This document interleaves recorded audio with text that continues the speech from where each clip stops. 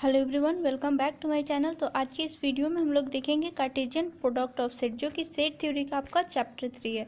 ठीक है, तो ये चैप्टर का एक फर्स्ट वीडियो बन चुका है जिसमें हमने कुछ बेसिक्स पढ़ा है। ऑर्डर पेयर, उसको nth ऑर्डर के रूप में लिखना, यहाँ तक हमने कवर कर लिया है। और उसके आगे देखते हैं हम।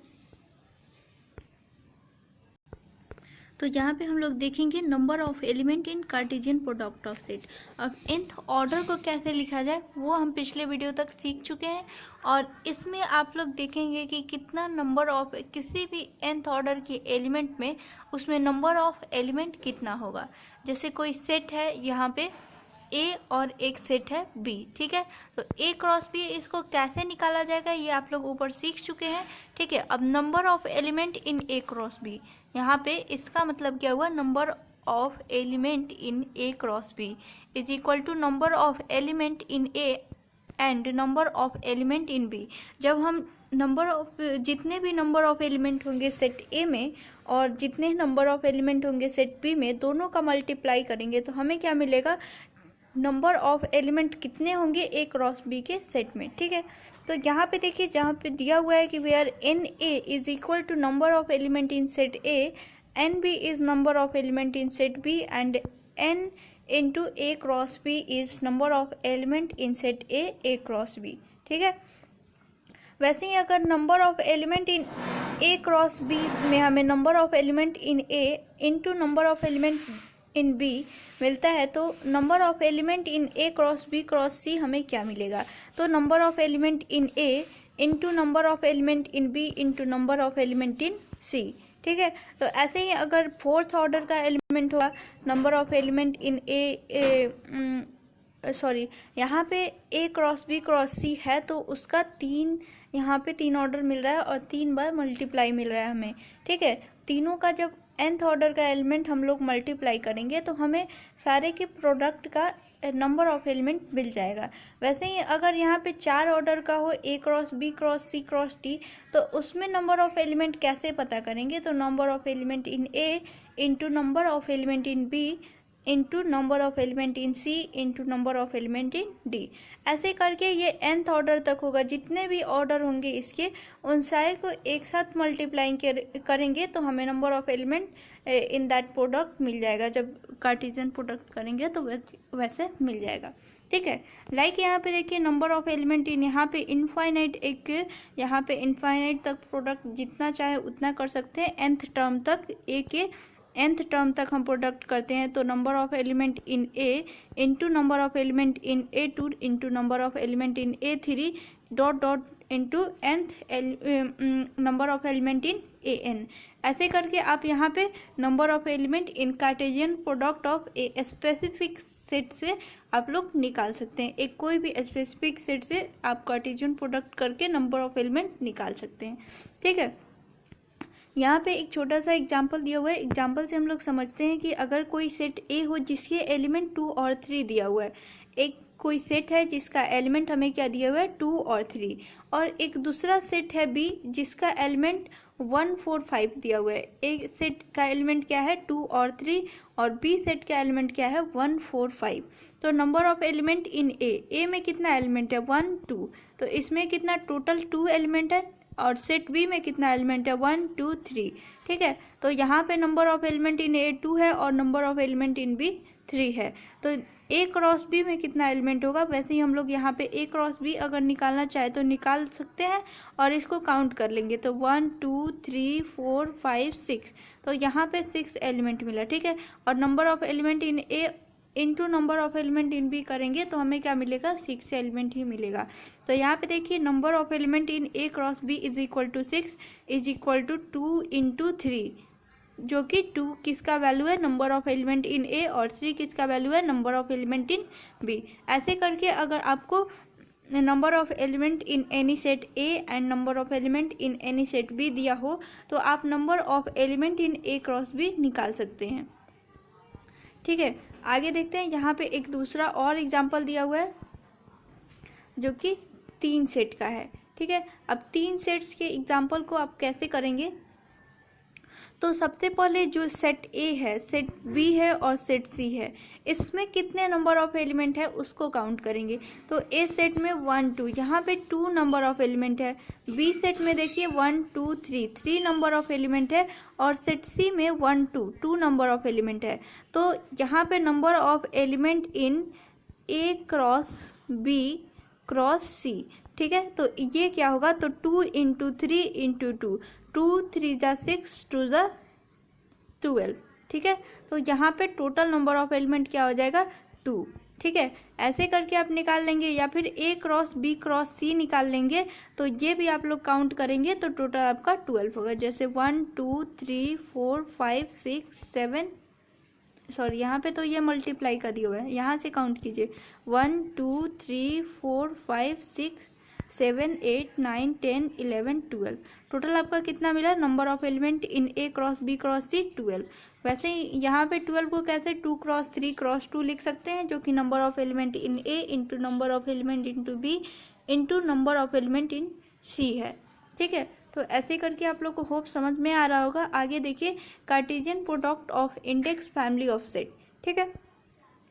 जब हम लोग कार्टेशियन प्रोडक्ट पढ़ते हैं तो इसमें एक सेट का फैमिली होता है, जिसको हम लोग ए आई से डिनोट करते हैं। आई जो कि इंडेक्स फैमिली है सेट ए का, ठीक है। इंडेक्स फैमिली को हमने चैप्टर 2 में भी अच्छे से पढ़ा है। और यहाँ पे देखिए, आपको यहाँ पे भी आपको इंडेक्स फैमिली के बारे में पढ़ना है, जो कि कार्टेशियन प्रोडक्ट ऑफ सेट। और वहाँ पे चैप्टर 2 जो था वो अलजेब्रा ऑफ सेट था, जिसमें भी आपको इंडेक्स फैमिली के बारे में पढ़ना था। और चैप्टर 1 में भी थोड़ा सा आपको मिला होगा कि इंडेक्स फैमिली किसे कहते हैं, ठीक है। तो वहाँ से आप लोग जाके देख सकते हैं, या फिर यहाँ से भी समझ सकते हैं। इंडेक्स फैमिली ऑफ सेट को आई से डिनोट किया जाता है, कैपिटल आई से, ठीक है। यहाँ पे स्मॉल आई डिनोट करता है, यहाँ पे जो कि आई से इंटीजर से बिलोंग करता है, जो कि यहाँ पे 1 2 3 ए के साथ जो भी 1 2 3 दिया हुआ है ये आपका इंटीजर है, ठीक है। तो यहाँ पे कोई सेट ए आई ऐसी है कि आई क्या है, वो इंटीजर से बिलोंग करता है। जैसे A1 है, A2 A3 dot dot N term तक, ठीक है। In index family of set it's a Cartesian product denoted and defined as.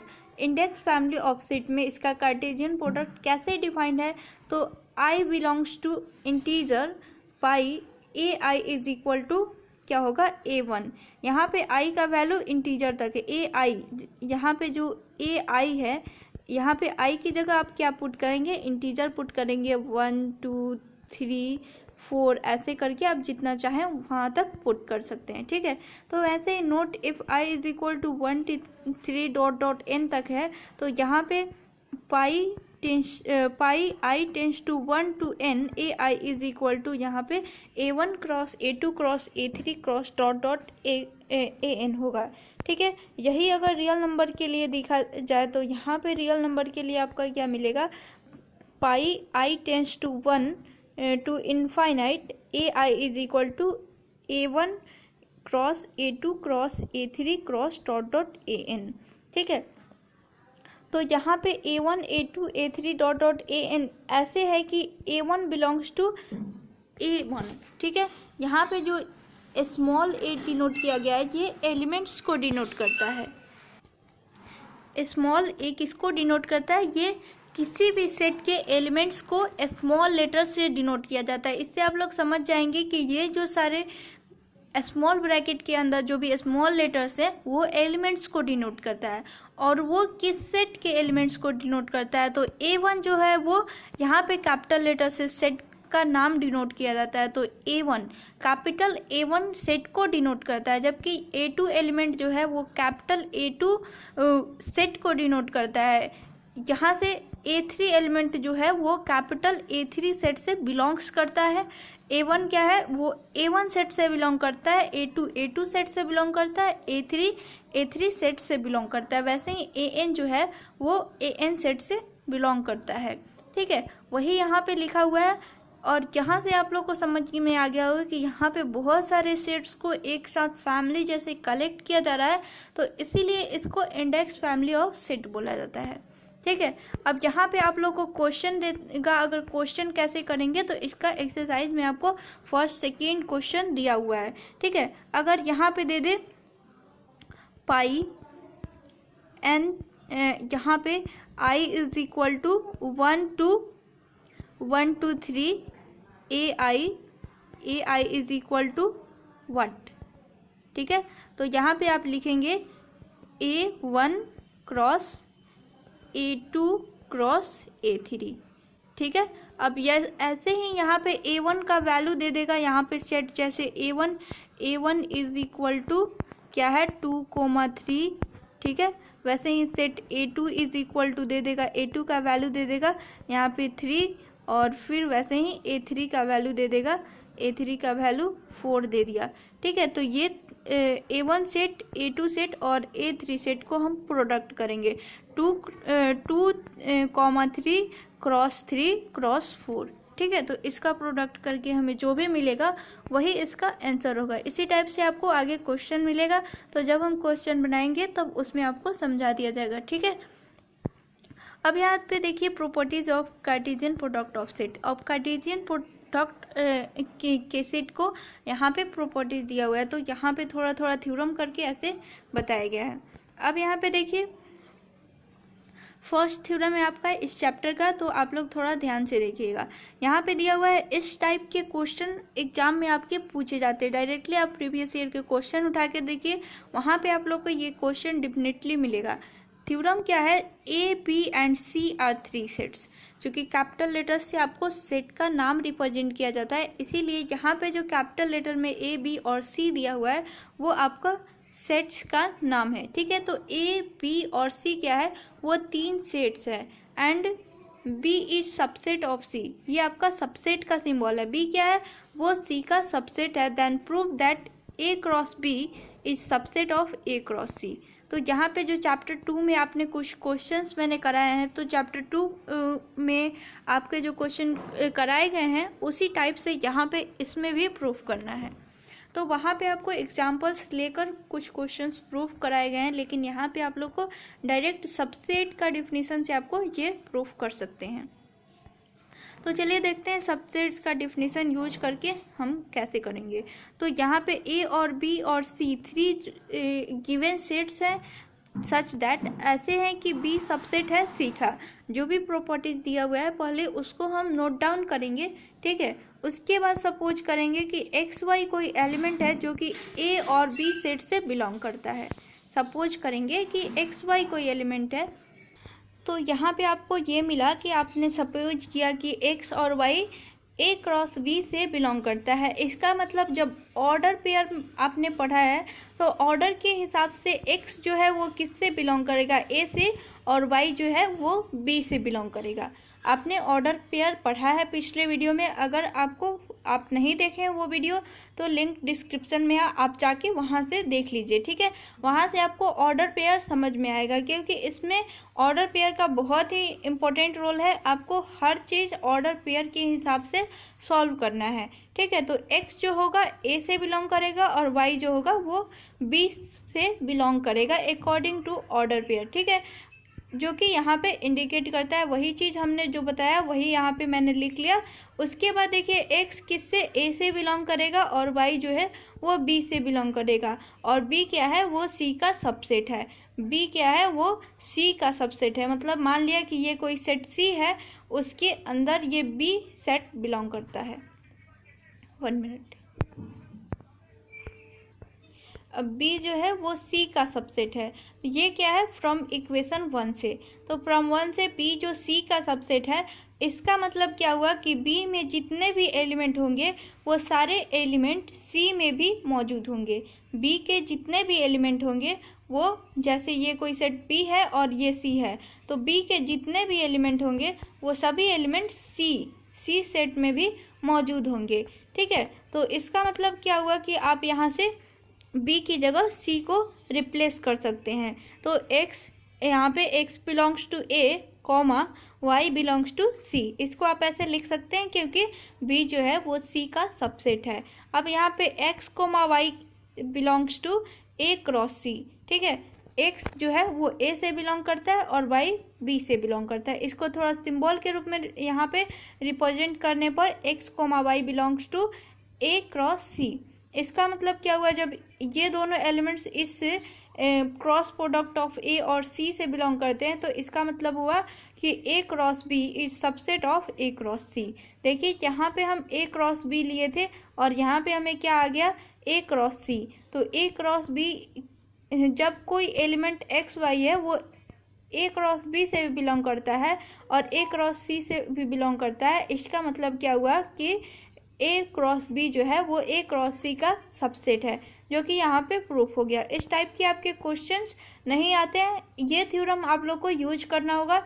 इससे थोड़ा लंबा, मतलब इतना स्टेप और करके इक्वल टू प्रूफ करने के लिए आपको क्वेश्चन आते हैं। हालांकि इस बार जो 2019 से और 22 वाले जो सेशन में हैं उनके लिए ये क्वेश्चन इम्पोर्टेंट इस टाइप के थ्योरम हो सकते हैं, क्योंकि इस पर आपका ऑब्जेक्टिव क्वेश्चन आ रहा है और शायद मार्केट में बुक भी आ गया है ऑब्जेक्टिव क्वेश्चन का, तो आप चाहे तो वहाँ से खरीद सकते हैं।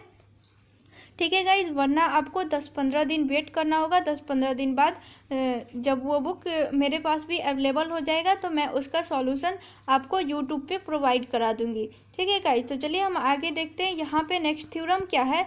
नेक्स्ट थ्योरम दिया हुआ है A, B, C and D. A, B, C and D are four sets such that A is subset of B. A is proper subset of B and C is subset of D. Then prove that A cross C is subset of B cross D. ठीक है, A B का subset है, C D का subset है, तो prove करना है कि A क्रॉस C जो होगा वो B क्रॉस D का सबसेट है। तो यहाँ पे A, B, C and D are 4 sets as given, जैसा कि दिया हुआ है यहाँ पे 4 सेट दिया हुआ है। और क्या है, A B का सबसेट है, C D का सबसेट है। ठीक है, तो हम सपोज करेंगे कि X, Y जो है वो बिलोंग करता है A क्रॉस C से। A क्रॉस C कोई सेट, एक सेट ले लिया जहाँ पे ये फर्स्ट वाला लेंगे A और C। ठीक है, फर्स्ट वाला लेंगे A और C। A और C में अगर कोई एलिमेंट बिलोंग करता है और वो C क्रॉस D से भी बिलोंग करेगा तो वो क्या होगा, A क्रॉस B जो होगा वो A क्रॉस C जो होगा वो B क्रॉस D का सबसेट हो जाएगा। ऐसे ही हम प्रूव करेंगे। तो चलिए यहाँ पे देखते हैं, सपोज करेंगे X, Y बिलोंग करता है A क्रॉस C से। इसका मतलब क्या हुआ कि X A से बिलोंग करेगा और Y C से बिलोंग करेगा। ठीक है, आगे देखिए यहाँ पे जब X A से बिलोंग करेगा और Y C से बिलोंग करेगा, और यहाँ पे फ्रॉम 1 से देखिए, फ्रॉम इक्वेशन 1 से हमें क्या मिलता है कि A जो है वो B का सबसेट है। तो यहाँ पे A की जगह आप B लिख सकते हैं, A की जगह B लिख सकते हैं, मतलब X जो है वो B से भी बिलोंग करेगा। ठीक है, वैसे ही यहाँ पे C की जगह D लिख सकते हैं। तो अगर Y C से बिलोंग करता है और C D का सबसेट है, इसका मतलब क्या हुआ कि Y D से भी बिलोंग करेगा, Y D से भी बिलोंग करेगा। अब यहाँ पे X, Y जो होगा वो B क्रॉस D से बिलोंग करेगा। ठीक है, तो इसका मतलब, इसलिए जब यहाँ पे हम A क्रॉस C लेकर चले थे और हमें क्या मिला, A cross C X Y जो है, X, Y ये किससे बिलोंग करता है, A क्रॉस C से, और X, Y ये और किससे बिलोंग करता है, B क्रॉस D से। ये इक्वेशन लेके चले थे, हमें ये मिल गया, B क्रॉस D मिल गया। इसका मतलब हुआ कि A क्रॉस C जो होगा वो B क्रॉस D का सबसेट है। A cross C B cross D का सबसेट है, यही हमें प्रूफ करना था। नेक्स्ट थ्योरम देखते हैं। अब यहाँ पे देखिए, ये वाला थ्योरम आज सुबह में क्वेश्चन बैंक पढ़ रही थी तो मुझे यही मिला कि ये वाला क्वेश्चन आपका 2019 का ग्रुप ए का, यहाँ पे ग्रुप ए जो भी है सेट थ्योरी देता है, इसका आपका सेकेंड नंबर क्वेश्चन का सेकेंड था। 2 का फर्स्ट क्वेश्चन था यहाँ पे ग्रुप ए का 2 का फर्स्ट था। ठीक है, ये क्वेश्चन, तो यहाँ से आप लोग को ये क्वेश्चन आप लोग को VVI हो जाता है, क्योंकि एक साल अल्टरनेट करके आपका एग्जाम में क्वेश्चन पूछा जा रहा है। तो मतलब अगर 2000 आपके लिए इम्पोर्टेंट हो भी सकता है या फिर नहीं भी हो सकता है, पर आप लोग इसको एक बार देख लीजिएगा, इस पैटर्न पे जरूर क्वेश्चन पूछता है। ठीक है, तो यहाँ पे हमें फर्स्ट प्रूफ करना है A cross B union C is equal to A cross B union A cross C. तो A cross B union C मतलब ए क्रॉस बी और बीच में यूनियन और ए क्रॉस सी, यही हमें प्रूव करना है। तो इसको प्रूव करने के लिए हम सबसे पहले क्या करेंगे कि सपोज करेंगे कि LHS से, यहाँ पे इतना जो LHS है इससे कोई XY एलिमेंट बिलोंग करता है, और फिर प्रूव कर देंगे कि वो element A cross B union A cross C से भी बिलोंग करता है। फिर एक सपोज करेंगे कि कोई MN एलिमेंट या फिर कोई दो element A cross B union A cross C मतलब RHS से बिलोंग करता है, और वो LHS से भी ए क्रॉस बी यूनियन सी से भी बिलोंग करता है। तो जब LHS RHS का सबसेट हो और RHS LHS का सबसेट हो, इसका मतलब क्या होता है कि दोनों आपस में इक्वल होगा। यहाँ पे देखिए, अगर ए जो है वो सबसेट है B का, ठीक है, और B जो है वो सबसेट है A का, तो ये दोनों सबसेट्स के कंडीशन से क्या मिला, A क्या होगा B के इक्वल होगा या फिर B A के इक्वल होगा। तो इसी थ्योरी पे हमें इसको प्रूफ करना है। तो इसको प्रूफ करने के लिए सबसे पहले हम देखते हैं, suppose XY belongs to A cross B union C। Suppose करेंगे कि XY कोई एलिमेंट है जो कि A cross B union C से बिलोंग करता है। इसका मतलब क्या हुआ कि X जो है वो A से बिलोंग करेगा और Y B यूनियन C से बिलोंग करेगा। X को जहाँ पे A से बिलोंग करेगा इसको एज इट इज़ रहने देंगे, और Y B यूनियन C से बिलोंग करता है मतलब Y B से बिलोंग करता है। यूनियन का मतलब क्या होता है, और, ठीक है, और, तो और Y C से बिलोंग करेगा।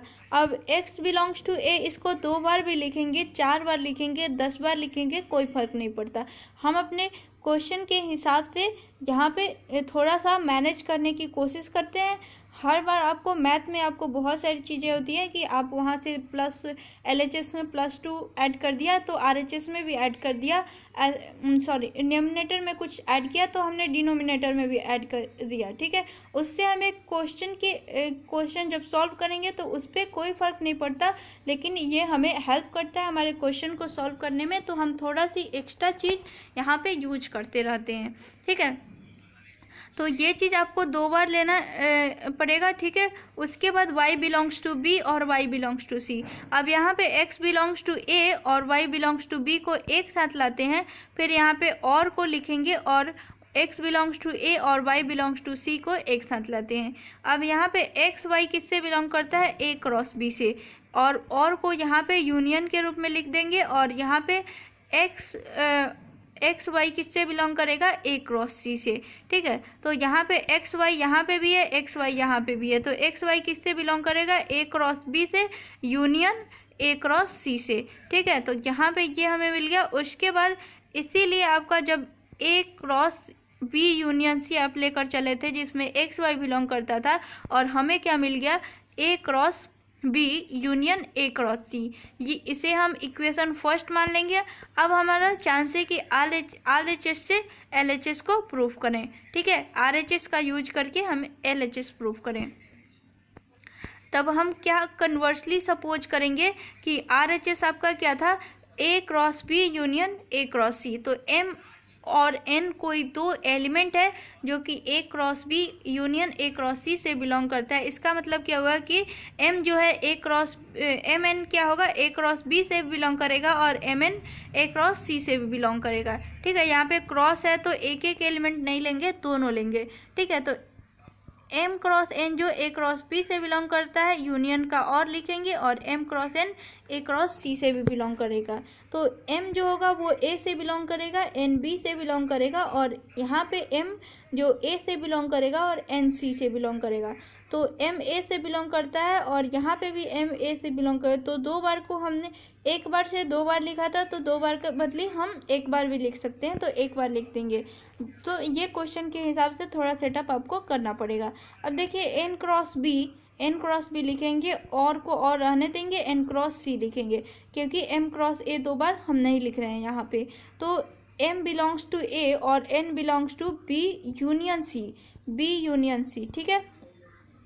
अब देखिए N B से बिलोंग करता है या N C से बिलोंग करता है। इसका मतलब क्या हुआ कि B यूनियन C लिखेंगे, N B यूनियन C से बिलोंग करता है, ठीक है। अब यहाँ पे M कॉमा एन लेंगे तो एम एन किससे बिलोंग करेगा, तो ए क्रॉस बी यूनियन सी से। देखिए हमने आर एच एस लिया था, हमें एल एच एस मिल गया, तो ये हमारा इक्वेशन 2 हो गया। From 1 and 2 we get equation 1 और 2 से हमें क्या मिलेगा कि A cross B union C जो है वो A cross B union A cross C के इक्वल है। ठीक है, वैसे ही यहाँ पे प्रूफ 2 है, आप लोग देख लीजिए, प्रूफ 2 भी सेम है। ठीक है, तो यहाँ पे पूरा डिटेल में बोल के नहीं बता रही हूँ, नहीं समझा रही हूँ। ठीक है, यहाँ से आपको ज़्यादा टाइम भी लगेगा और आप लोग ऐसे देख लेंगे तो आपको समझ में आएगा। सेम मेथड है, वही ए को 2 बार आप जब पुट करेंगे तो वहाँ से आप लोग को सब एल एच एस जो है आर एच एस का सबसेट लाना है, फिर आर एच एस को एल एच एस का सबसेट बनाना है और तब सबसेट की डिफिनीशन से दोनों आपस में इक्वल हो जाएगा। ठीक है, अब यहाँ पे देखिए ए बी और सी और डी 4 सेट है, then prove that A cross B intersection C cross D is equal to A intersection C cross B intersection D. ठीक है, ये सारी चीज़ें भी आप लोग कर लीजिएगा। यहाँ पे देखिए आपको सॉल्यूशन यहाँ पे दिया हुआ है, एक बार नोट करते चलिए। आप लोग जब नोट करिएगा तो जहाँ से आप लोग को समझ में आ जाएगा, एक बार पढ़िएगा। तो इस चैप्टर में जितना भी प्रूफ है लगभग आप एक क्वेश्चन बनाए और उसको अच्छे से समझ लिए तो आप सारा क्वेश्चन कर सकते हैं। ठीक है, तो यहाँ पे थोड़ा सा यूनियन इंटरसेक्शन का थोड़ा सा मिस्टेक सबसे होता है। यहाँ पे देखिए थोड़ा सा मैंने काट कूट किया है, फिर भी मैंने ये क्वेश्चन सारा सही बनाया है। ठीक है, मैंने इसे रीचेक भी किया है। तो आप लोग जब बनाइएगा तो आपको खुद ही आंसर नहीं आएगा तो आपको समझ में आएगा कि हाँ ये गलत है या फिर सही है। तो आप लोग का अगर आंसर आ जाता है तो वो सही है। ठीक है, आप लोग ट्राई कीजिए, ये सब सेम है, वही क्रॉस यूनियन, यही चीज़ हमें सबसेट इक्वल टू प्रूफ करना है। तो ये सारी चीज़ें आप लोग होप कर लीजिएगा आसानी से। अगर इसमें भी किसी को प्रॉब्लम है इसको करने में तो आप लोग प्लीज़ कमेंट कीजिएगा कि कौन सा क्वेश्चन इसमें से आपको नहीं बन पा रहा है या नहीं समझ में आ रहा है कौन सा थ्योरम, तो मैं उसको अच्छे से समझा दूंगी। ठीक है, आप लोग देखते चलिए, यहाँ पे आपका लगभग एंड होने वाला है। इस चैप्टर में आपको यही चीज़ें प्रूफ करनी है, क्रॉस यूनियन इंटरसेक्शन, तो आप लोग कर लीजिएगा। ठीक है, यहाँ पे अगर क्वेश्चन, यहाँ पे एक और थ्योरम दिया हुआ है, if A B C are 3 sets such that A is not equal to 5, B is not equal to 5, मतलब उसके कुछ एलिमेंट है। ठीक है, तो यहाँ से ये भी सारे क्वेश्चन आप लोग होप कर लीजिएगा, बहुत डिटेल में नोट्स है। ठीक है, अगर किसी को कोई प्रॉब्लम है तो प्लीज़ कमेंट कर दीजिए, कमेंट बॉक्स में आपको बता दिया जाएगा। साथ में कम्युनिटी पोस्ट भी ऑन हो चुका है, आप वहां से जाके अपडेटेड रहिएगा। आप वहां पे जाके लाइक करिएगा, उसमें कमेंट कीजिएगा आप लोगों को क्या क्या चीज़ें प्रॉब्लम है, क्या क्या चीज़ें आपको चाहिए। ठीक है,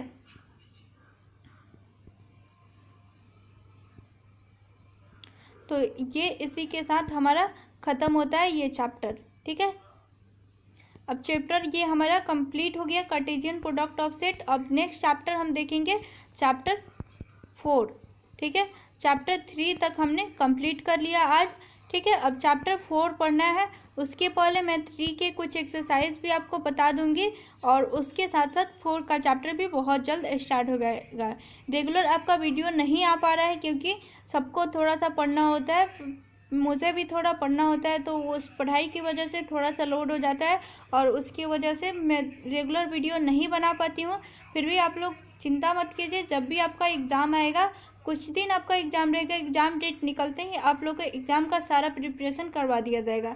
ठीक है, और साथ साथ में यहाँ पे आप लोग को जैसे ही मेरे पास बुक उपलब्ध हो रहा है, ऑब्जेक्टिव का जो भी मॉडल पेपर बिहार बोर्ड ने बनाया है ग्रेजुएशन के लिए, तो वो मैं सिर्फ मैथमेटिक्स का आपको सॉल्व करके बता सकती हूँ। फिजिक्स केमिस्ट्री का भी हो जाएगा, साइंस वाले पोर्शन का, और आर्ट्स का भी ट्राई करूँगी कि वो भी आपको सॉल्व करके यूट्यूब पे जल्दी उपलब्ध करा दिया जाए। तो आप लोग को वीडियो अगर अच्छा लगा हो तो प्लीज़ शेयर कीजिए, लाइक कीजिए और चैनल को सब्सक्राइब कर लीजिए। ठीक है, अगर आप लोग को कोई भी डाउट हो तो आप कमेंट सेक्शन में कमेंट कर सकते हैं या फिर हमारे टेलीग्राम ID जो कि डिस्क्रिप्शन में दिया हुआ है, या फिर आप बायो में जाके देख के और वहाँ से आप लोग मैसेज कर सकते हैं। वहाँ पे अगर आपको कोई पर्सनल डाउट है स्टडी रिलेटेड तब भी आप मैसेज कीजिए, बिना काम के आप लोग मैसेज नहीं कीजिएगा। Thank you guys.